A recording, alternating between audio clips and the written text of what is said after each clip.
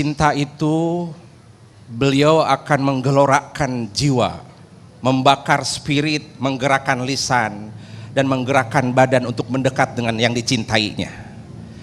Tadi kita sudah melihat bagaimana Nabi begitu berakhlak kepada binatang. Jauh sebelum PBB menganjurkan kepada binatang, Nabi sudah mencontohi kebinatangan.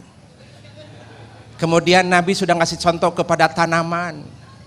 Kalau toh ada tanaman sedang berbuah, tunggu, jangan dipetik sampai buah itu matang. Itu akhlak kepada tanaman. Bahkan ketika di taman bacakan, karena setiap yang di taman itu bersolawat. Dia bertasbih kepada yang dan mendoakan yang pada nanamnya. Yang ketiga kepada manusia.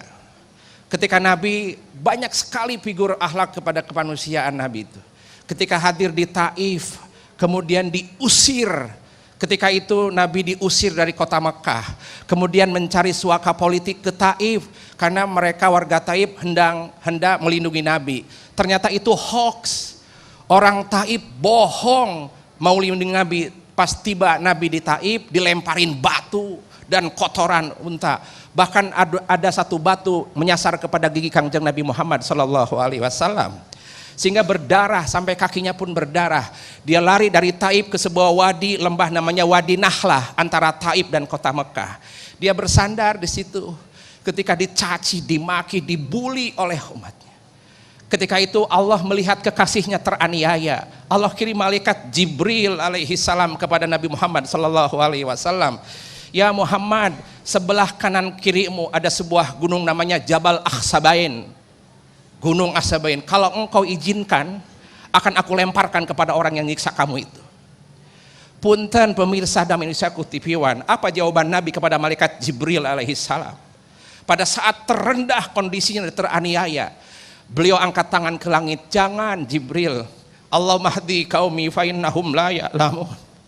Ya Allah, berilah dia bimbingan, berilah dia petunjuk karena dia belum tahu aku. Kami berharap semoga dari anak cucu mereka masuk Islam. Ini pemimpin yang sabar. Ketika melihat umatnya membangkang, doakan dia menjadi sabar dan soleh. Sekarang dia fasik, nanti dia soleh. Sekarang dia kafir, nanti dia mukmin. Sabar atuh. Ini maka pun dan sekali menikat kayung-yung eta sifat Nabi. Bogoh ke Rasulullah. Itu kepada makhluk, Pak. Terakhir coba lihat setan, Pak.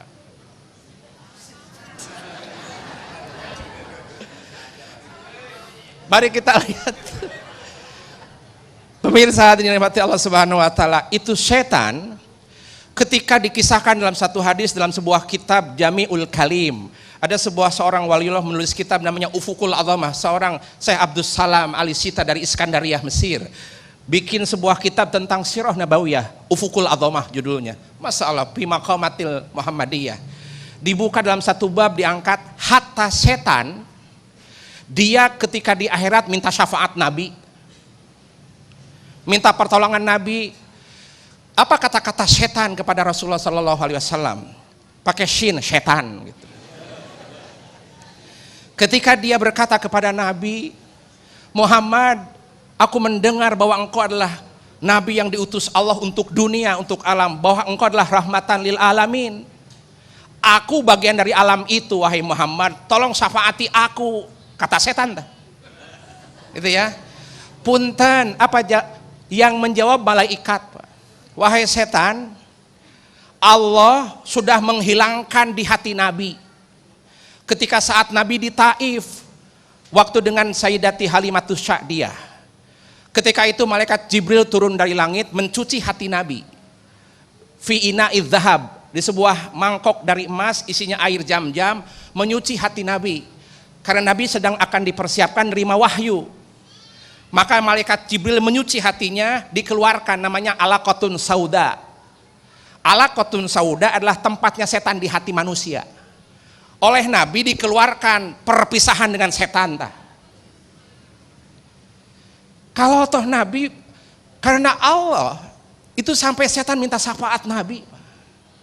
Maka kita sebagai umatnya harus bangga jadi umat Nabi Muhammad sallallahu alaihi wasallam. Tadi Mas Agung highlight bahwa lantas Kang Rashid, kalau sudah cinta ini kemudian bergabung dengan kekasihnya, lantas apa hakikat hidup? Hidup cuma satu hakikatnya, bahwa kita dijadikan oleh Allah, wa ma khalaqtul jinna wal insa illa liya'budun. Hakikat hidup untuk ibadah, rumah tangga ibadah, memimpin negara ibadah, menanamkan keamanan negara ibadah, menjadi ibu yang solehah ibadah, berbisnis jujur ibadah, semua ibadah ini. Jadi ibadah itu tidak hanya tahajud dan puasa Ramadan. Menjadi pribadi yang berakhlak itu teh ibadah. Maka Imam Ibnu Athaillah As-Sakandari membagi ibadah terbagi dua.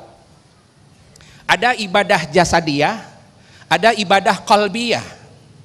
Kang Rashid, apa contohnya ibadah jasadiyah? Ibadah yang dilakukan oleh jasad. Sholat, puasa, pergi haji. Sholat kan harus pakai jasad, tidak boleh ruhnya saja. Ruku, sujud, jasad bukan? Jasad. Lontar jamarot, lontar, pakai jasad tidak?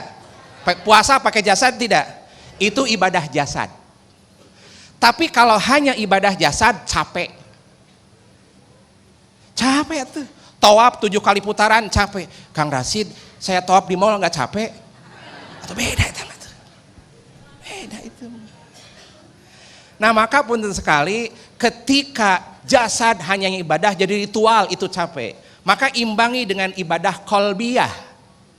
Apa Kang Rashid contohnya ibadah qalbiyah? Taubat ibadah qalbi, syukur ibadah qalbi, taubat ibadah qalbi, ikhlas ibadah qalbi, termasuk cinta kepada Nabi ibadah hati. Maka ketika punya cinta di hati, Masya Allah eta teh nikmat. Sampai Allah berfirman dan mensitir ayatnya, wa in ta'uddu ni'matallahi la tuhsuha. Jika engkau mau menghitung nikmatku, tidak akan bisa engkau hitung, Pak. Nikmat apa ini? Nikmat cinta Nabi, Pak. Kalau tentang nikmat dunia bisa dihitung. Nikmat dunia mah, saya pernah menjabat 2 kali kekuasaan 10 tahun, dihitung tuh bisa kan. Di rumah punya mobil 6 unit, terhitung. Di rumah punya 1 istri dan 10 anak, terhitung. Gitu kan? Di rekening ada 1 miliar, terhitung. Dunia mah terhitung, Pak. Yang dimaksud ayat tersebut, wa in ta'uddu ni'matallahi la tuhsuha, tidak akan mampu bisa menghitung nikmatku, adalah cinta kepada Nabi. Besar.